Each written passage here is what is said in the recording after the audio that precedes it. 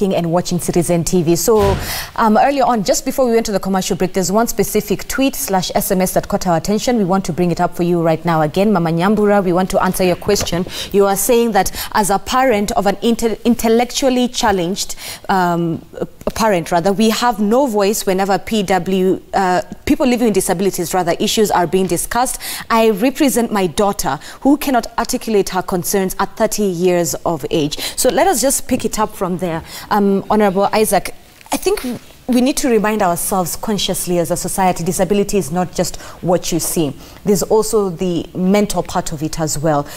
We can have the ramps that we're discussing in offices and in buildings, but we need to remember the other people living with disabilities who perhaps you cannot see with your naked eye. Yes, indeed. Those are the tensions around disability inclusion, for example. Because every category feels that they need to be represented. And you find the people with developmental disabilities, mental disability, autism, Down syndrome, they can't self-represent most of the times. There are self-advocates that are coming up very well, for example, under the Kenya Association of the Intellectually Handicapped. But then you need also to look at the issue of parents, for example, being part, for example, of the council, and it is there.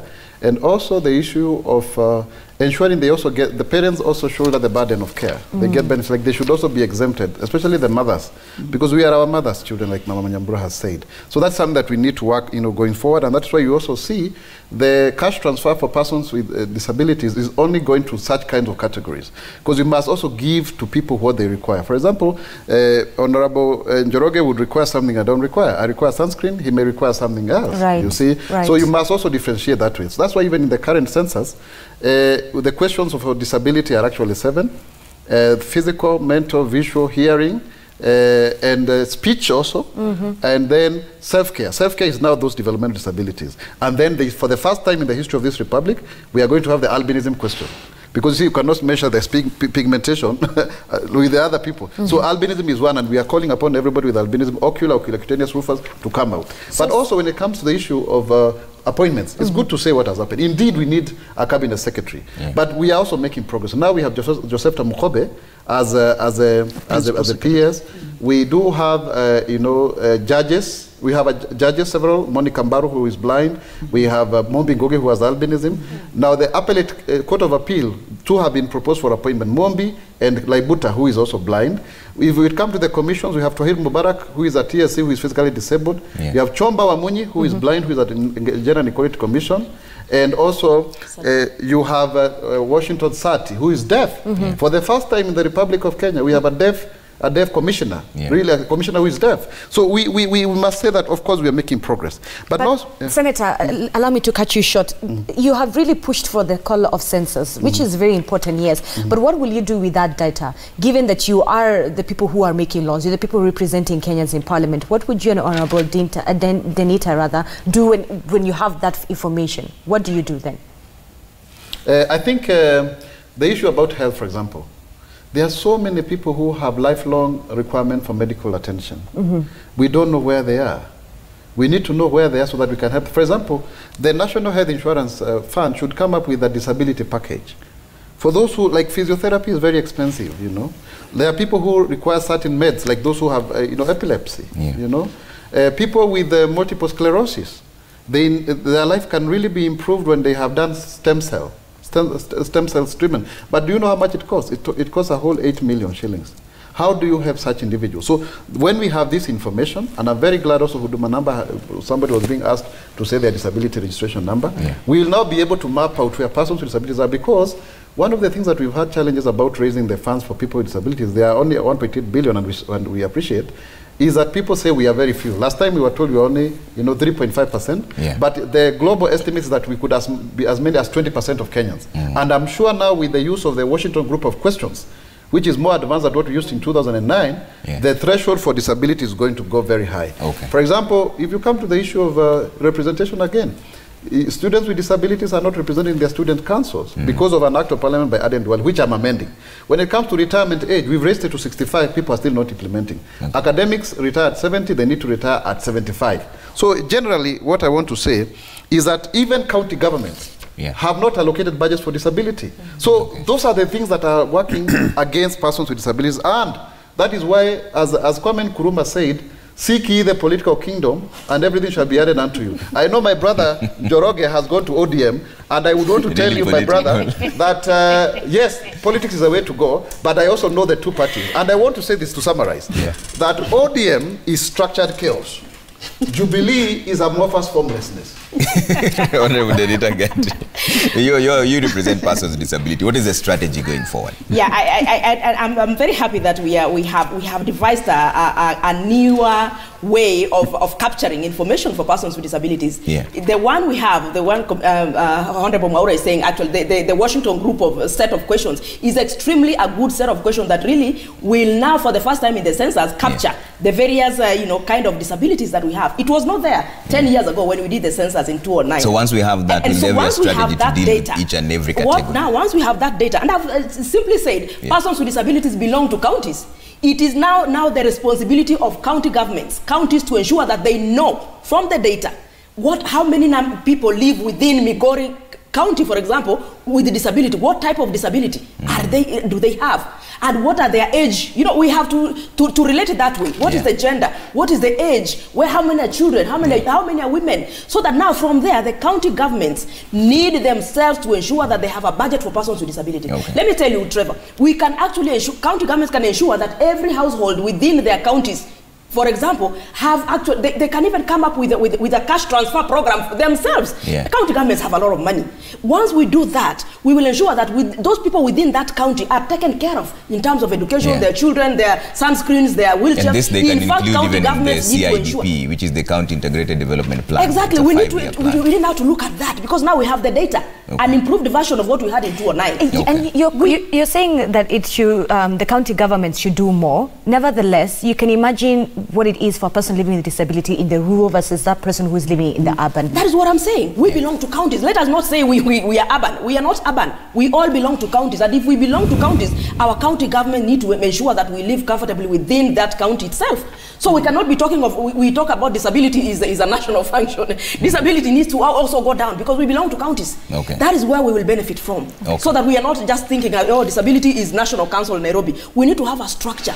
How does National Council for Persons with Disabilities, which is our body, capture that information right from the system at the grassroots level, and it comes here, so that we are not talking about, oh, persons with disabilities are approximately 6. You know that word approximately. Approximation when it comes to persons with disabilities. We are approximately 6. We are approximately 5 million.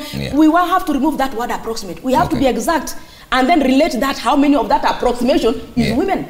So that we're able to know what are the reproductive rights, health needs for women with disabilities. I mean, we are in Kisumu, and all the time when we listen to Kisumu, you are hearing Kibos school, they are going on streets because, you sit Kidogo, you are hearing in Nyakach, there is a school there called the Deplore something, there is a school, St. Martin's Deplore something like that. County governors have a responsibility to protect their people with disabilities as other people in their counties. We have no choice, and we will go around the counties to ensure that this is done within our county, make life beautiful for people with disabilities, honestly. Okay, Senator Paul Njoroge, your closing remarks?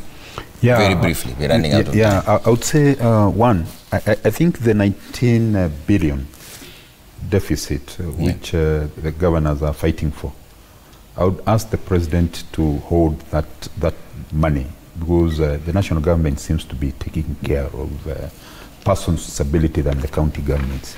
And because, and I hope Maura will not hold my neck. The bottom line is, at least if we can have resources, much resources as to deal with the problems facing persons with disability, I think that would be a good move. Then the other last one I would say is that for families which have persons with disability, and especially with the mental disability, you know, the degree varies from one person to another. Yeah. Once the parents detect, even not the severe ones, but detects some slightly mental problem, because you see in the society we're also facing this problem. Yeah. You get even some people being elected when they have that mental problem, which have not been announced by the parents. Yeah. you hear, we can detect when these people are contributing in the house sometimes, in meetings. Yeah. Because sometimes you wonder whether someone is really